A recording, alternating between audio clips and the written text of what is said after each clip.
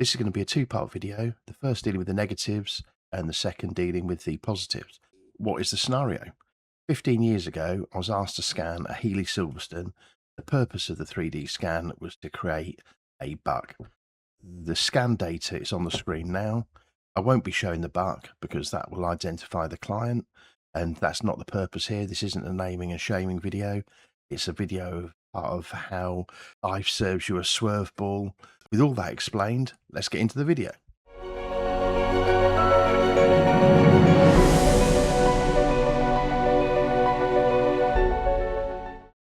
So what happened all those years ago? Essentially, the scan was done, the bug was delivered, and about a month later, the client rang and said that bug was not correct. Scan was done in the client's presence. Everything was shown to the client. There was measurements the client specified. Unusually, actually, the material, the spar width, everything was done to his specification, and he had ample time to check. Nonetheless, it was a very low value job, and essentially we came to an agreement just to put it all to bed. Why has it niggled me? And the reason is that I was sure that I'd done it correctly. The only way to check whether you've done something correctly is to actually find something similar and check whether there's any gross errors. This was done, and you can see a scan data on the screen of another Healey Silverstone I scanned. And also to check whether I'd actually joined together and created the scan data in the correct way. So let's get into that bit. This was the data. Where did this come from?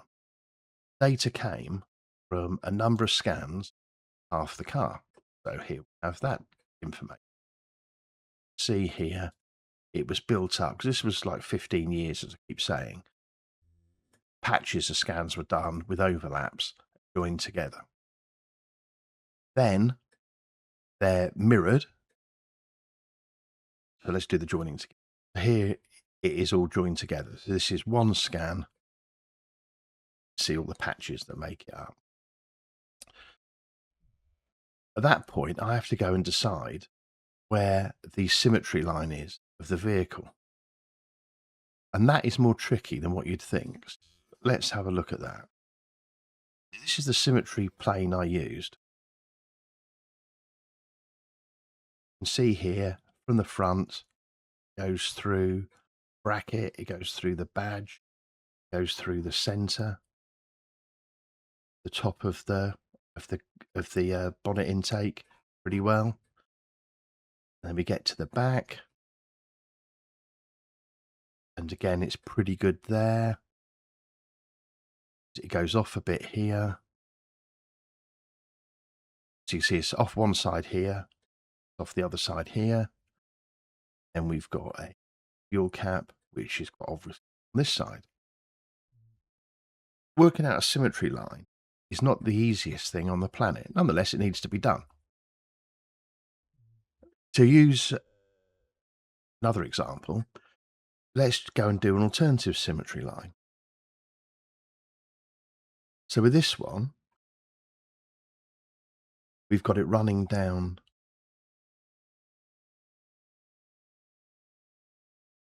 the center. I'm trying to think of the right word for this. The center bolts, nuts, fixings, whatever it is, down the center of the car. And again, it's going through bonnet badge. So the take here. How far different are these? Measure.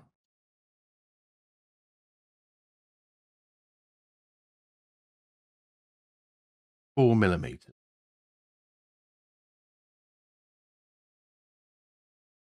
Now, in classic car terms, that's not a big deal.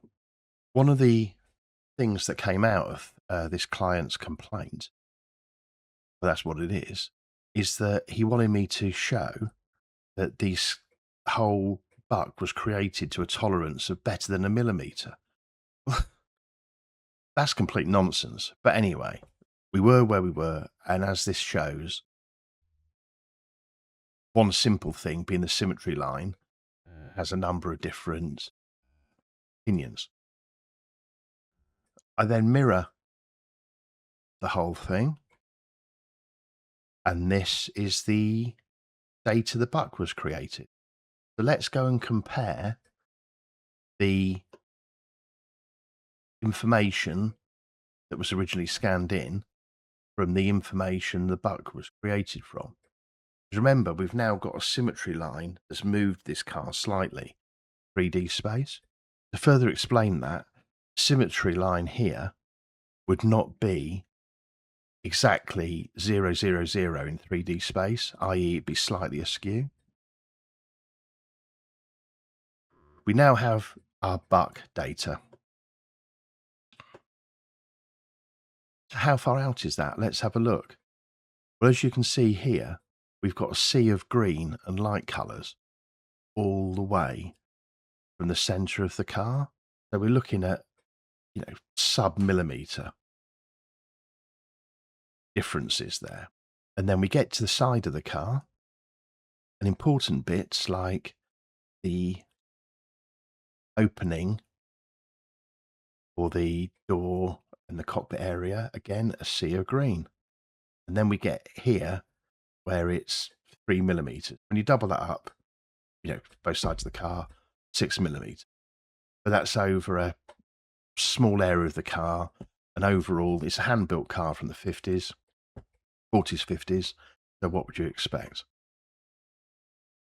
And because of that not being exactly right, the client wasn't a happy bunny.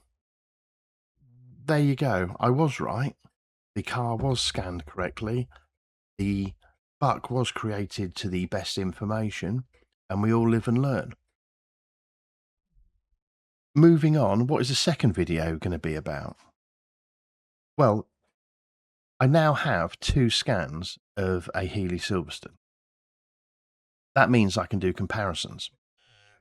If anybody wants to go and have a Healey Silverstone scanned and see how accurate it is to other Healey Silverstone, there's a deal to be had there.